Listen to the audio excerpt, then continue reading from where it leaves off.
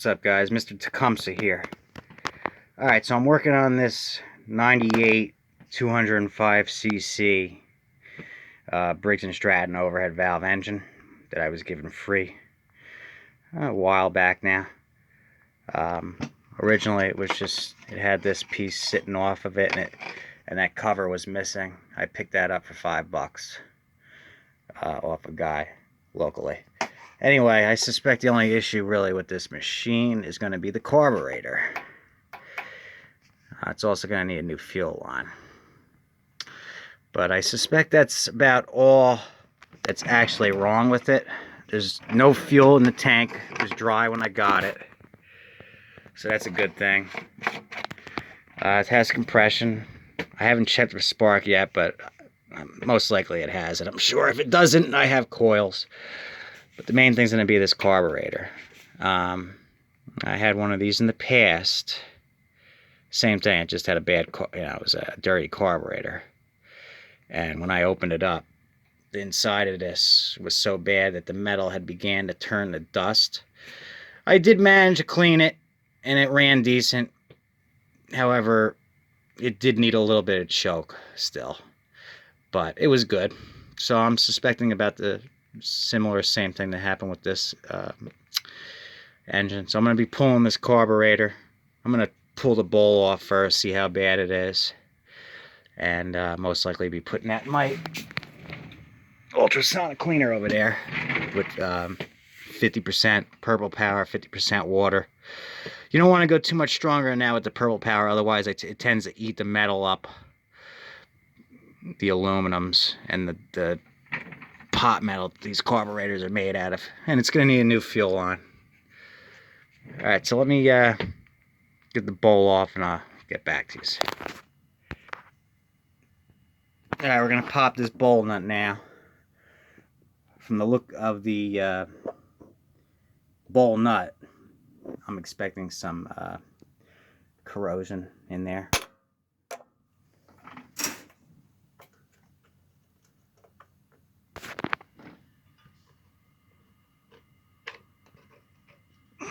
It's actually not that bad. I was actually expecting more than that. The carb itself, let's see.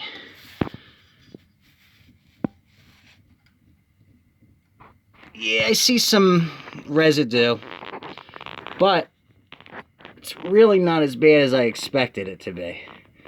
I'm actually thinking I probably maybe could have gotten away with putting gas in here and seeing if this thing was going to actually start.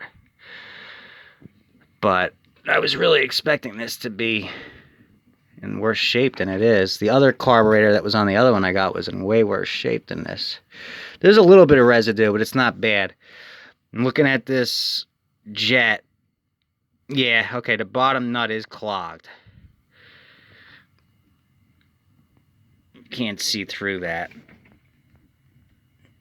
but I don't know if it's much worse than that. It doesn't get too much worse. Up in there looks actually pretty decent, so I might actually just clean this nut, throw some gas in there and see if the thing starts, and then if it runs poorly, then we'll be taking the carb off anyway. If it runs good, we might be already almost done. Obviously, once I get this thing running good, I'm going to repaint this shroud, take this rust off this muffler, clean this up. But other than that, it'll be a good engine. Alright, let me get back to you.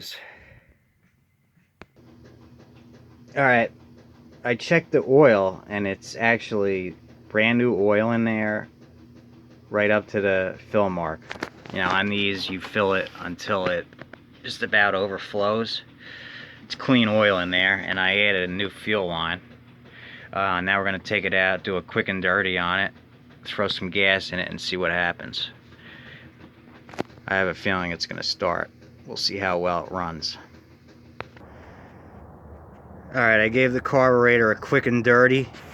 Now let's go ahead and verify we have spark first before I put gas in the tank.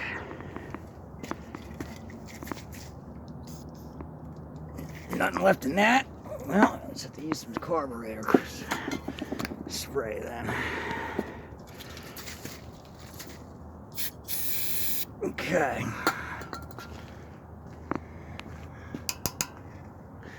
Choke's on.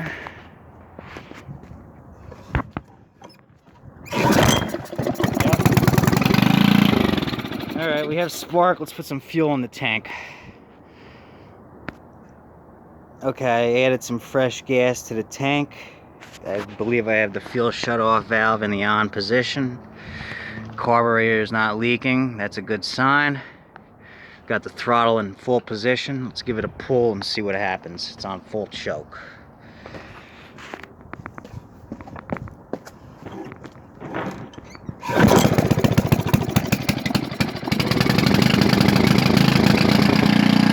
No kidding.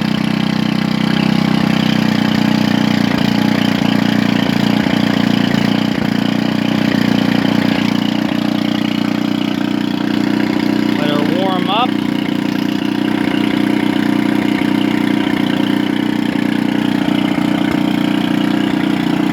Looks like we got a running engine, folks.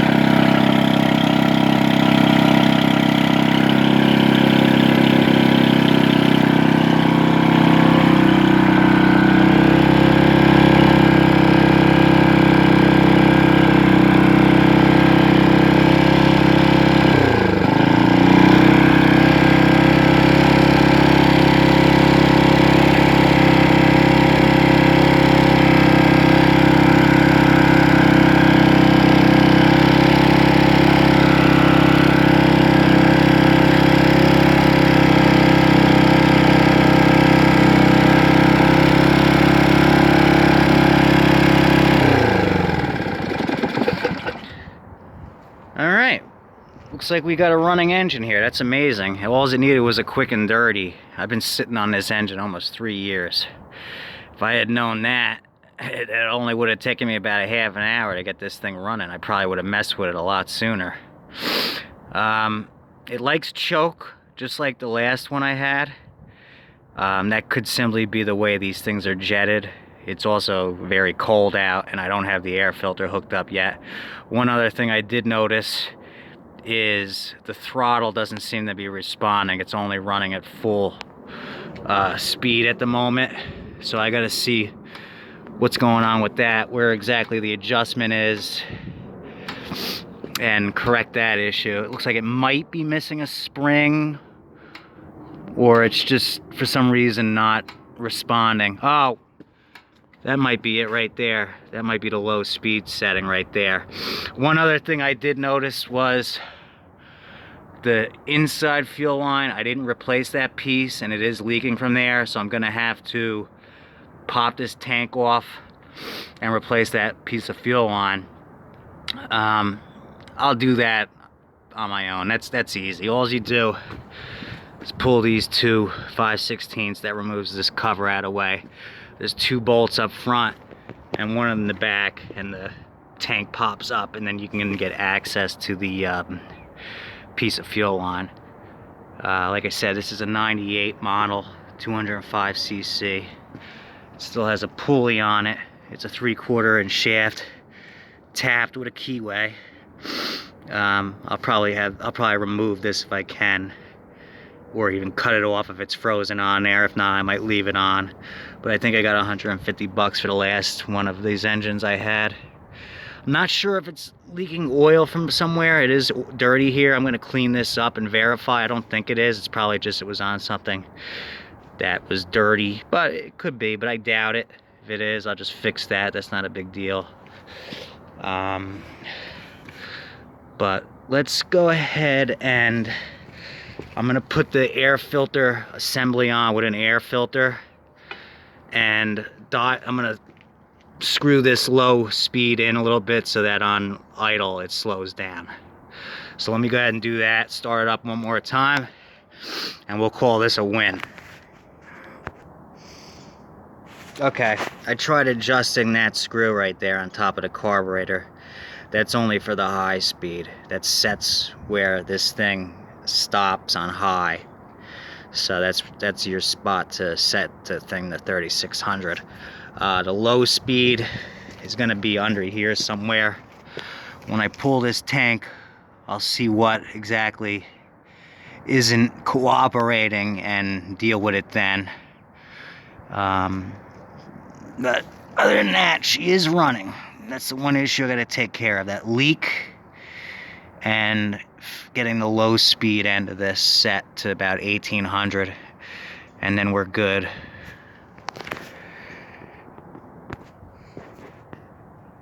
Alright, I've got my tachometer set up to set my high speed to 3600 RPM. I've got my brand new OEM Briggs air filter I'm going to stick on, along with the assembly that I bought for the $5. Here it is. As you can see, this says 5.5 horsepower, that says 6. So I'm going to end up having to scrape that sticker off and either put a 6 horse on or just leave it plain. But that's no big deal. As long as I have it to put this, keep the air filter on, that's the main thing. We go ahead and put this on off camera. I'll be right back with you. Alright, air filter's on. Tachometer is hooked up. We're going to start it, set it to 3600.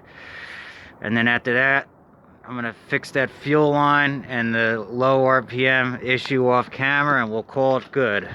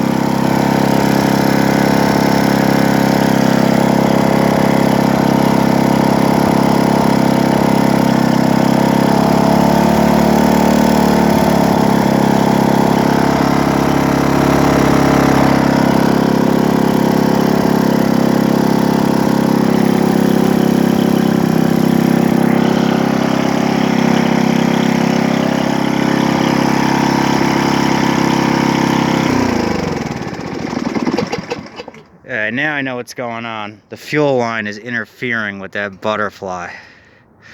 You see if I can move that out of the way a little bit.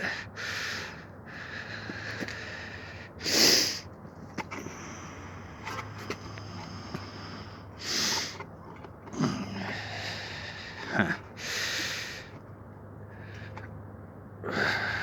Let's see.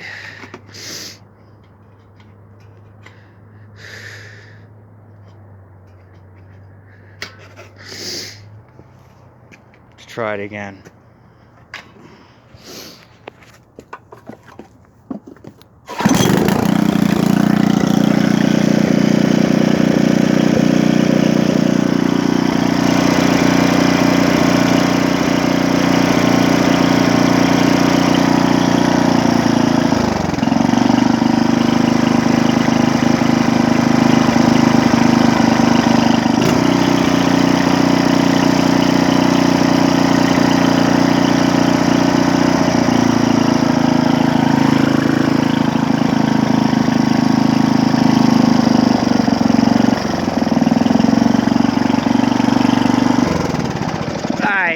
I know exactly what it is now. This fuel line keeps interfering with that butterfly. I'm gonna have to make a longer piece and make sure it goes around that butterfly so it doesn't affect it. Then I can set the high and low. That's what was causing the thing to stay at high RPM only. After that, replace that one piece of fuel line and this engine's good to go. On a warmer day, I'll sand this muffler, paint it either black or chrome. Same thing with this housing. I'll sand that, paint it black. And then I'll either use this engine or just sell it. Probably sell it. I don't usually use these engines, but you never know. I get about 150 bucks for this engine right here, so not bad for a freebie that I had to put $5 into. And an air filter.